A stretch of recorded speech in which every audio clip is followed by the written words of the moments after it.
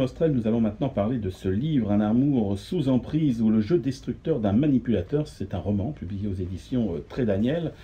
Donc on sait que la manipulation est un peu partout aujourd'hui, mais là il s'agit bien sûr de la manipulation dite amoureuse. Tout à fait.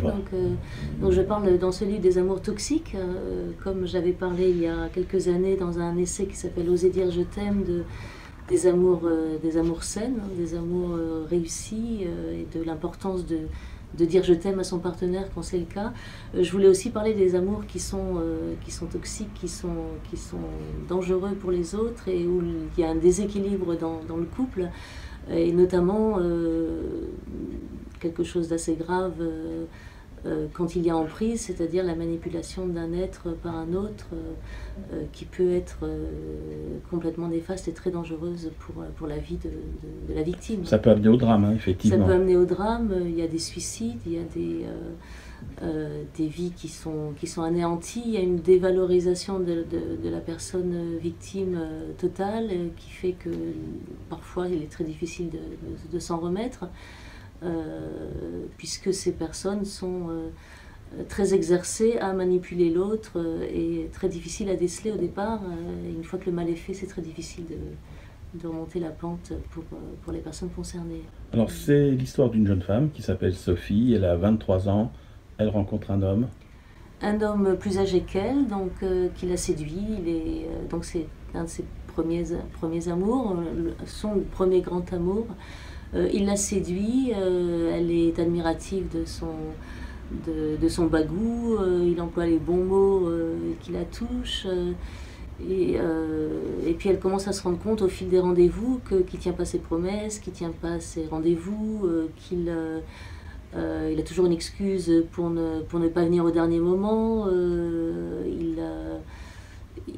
Vraiment, il la manipule en lui disant toujours tout le long qu'il l'aime, et donc comme elle l'aime, elle a du mal à penser que cette personne ment quelque part ou a une autre vie peut-être, et donc elle va rentrer vraiment dans l'asservissement de cette personne.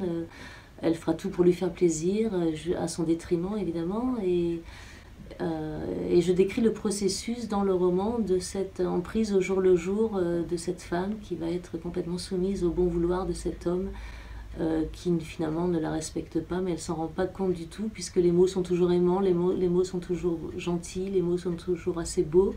On peut considérer que c'est une maladie. Alors la perversion narcissique est une forme de maladie psychiatrique, hein. C'est vraiment, c'est pas une petite névrose, c'est vraiment quelque chose de psychotique. Oui, c'est une maladie, mais qui ne se soigne pas, puisque la personne concernée ne veut en général jamais consulter et ne reconnaîtra jamais qu'il a un problème, donc qu'il ou elle, hein, dans ce cas c'est un homme. Donc c'est quelque chose qui ne se guérit pas, qui ne se soigne pas, essentiellement parce que la personne ne se remettra jamais en question, hein. C'est le propre de ces gens assez totalitaires finalement, sous découvert de gens sensibles, aimants, etc. Et donc c'est vraiment un gros problème, puisque ce sont un peu des Don Juan, des collectionneurs de ce genre d'histoire. Donc ils vont, une fois que la personne est sous emprise, et qu'elle est complètement soumise, comme ils ne sont jamais assouvis eux-mêmes, ils vont aller chercher autre part cet amour qu'ils sont incapables de donner, mais qu'ils ont absolument besoin de recevoir. Et donc les victimes vont s'accumuler au fil du temps. C'est un peu un psychopathe de l'amour, je dirais. Voilà. Alors cette histoire que vit Sophie, ça touche un couple sur 5 oui. Aujourd'hui.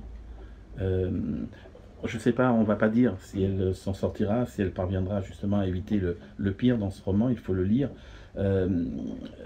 Comment vous avez bâti ce roman? Vous avez rencontré des hommes, des femmes qui ont été victimes de ce genre de situation? Oui, alors j'ai connu des gens qui ont vécu cela. Et donc de voir justement une personne se dégrader au fil du temps sans pouvoir rien faire, sans que les mots MOTS ne puissent aider ni ne puissent relever la personne en question, c'est assez terrible.